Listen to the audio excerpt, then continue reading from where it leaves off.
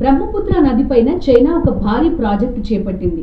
$167.1 billion, అంటే 14 లక్షల కోట్ల రూపాయల వ్యయంతో ఈ ప్రాజెక్టు చేపడుతోంది చైనా.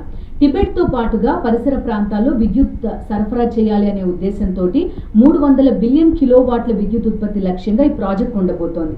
చైనా నుంచి టిబెట్ మీదుగా అరుణాచల్ ప్రదేశ్కి వచ్చే ఒక వంపు దగ్గర బ్రహ్మపుత్ర నది పైన ఈ ప్రాజెక్ట్ చేపడుతోంది. అయితే భారత్కి దీని పట్ల ఉండాల్సిన అభ్యంతరం ఏంటి?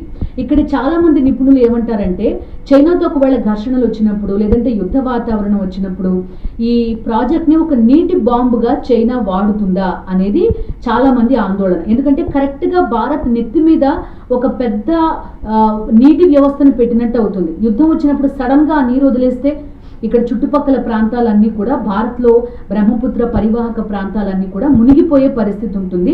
భారత్కి నష్టం కదా అనేది వాదన. దీంతో పాటుగా హిమాలయాలు చాలా సెన్సిటివ్ పర్యావరణ వ్యవస్థ. అక్కడ ఇంత పెద్ద ప్రాజెక్ట్ కనుక కడితే అక్కడి ఎకోసిస్టమ్ దెబ్బతింటుంది అనేది మరొక వాదన. ఇక భారత్కు వచ్చే నీటి కేటాయింపు కూడా కొంతవరకు తగ్గుతుందా అనేది ప్రశ్న.